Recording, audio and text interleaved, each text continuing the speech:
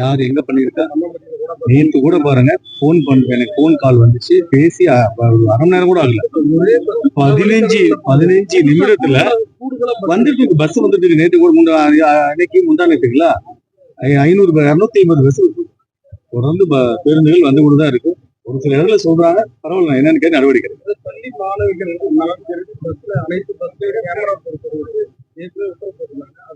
படிப்படியா நடைமுறைப்படுத்தி கொண்டு வந்துட்டு எல்லா இடத்துலயும் பண்ணிட்டு இருக்கோம். தமிழ்நாடு ஃபுல்லா பண்ணோம்ல, அங்கங்க படிப்படியா அதற்கான பணி நடந்து நம்ம பகுதியில போட்டிருக்கு, எல்லா இடத்துலையும் போட்டிருக்கோம். டீட்டெயில் வேணா தர சொல்றோம். படிப்படியா பண்ணிட்டு இருக்கோம். இங்கேயும் பண்ணிடுவாங்க. ஏற்கனவே நீங்க சொல்லிருந்தீங்க, தனியார் பஸ்ல வந்து கூடுதல் கட்டணமும் பஸ் பேர் இல்லாம எதுவும் வசூலிக்க கூடாது. ஆனா இந்த இன்னும் அந்த இது தொடர்ந்துட்டுதான் இருக்கு. அதிகாரிகள் கேட்டா நாங்க செக் பண்றோம் அப்படின்னு சொல்றாங்க. ஆனா பஸ்ல அந்த டிக்கெட் குறைச்சதாவே இல்லை. நானே செய்தித்தாள்ல படிச்சேன், இந்த மாதிரி அதிக விலை வாங்கினவங்களுக்கு அபதாரம் வச்சிருக்காங்க. ஆடியோ சார்பா நானே படிச்சு, நீங்க பாக்கலையா? இருக்கிற எல்லா இடத்துலயும் அபதாரம் வசூலிச்சிருக்காங்க.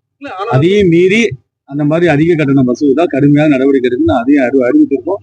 முடிஞ்ச வரைக்கும் நான் நடவடிக்கை எடுக்கும். போக்குவரத்துறை அமைச்சர் இல்ல, எனக்கு தெரிஞ்சு இப்ப எதுவுமே இல்லை.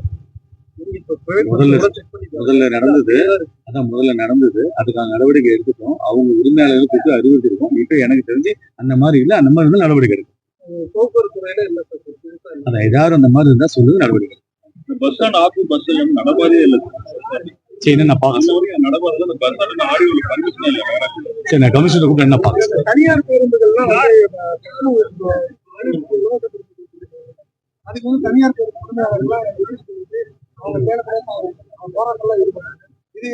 அவங்களை கூட பேச்சுவார்த்தை நடத்துறோம்.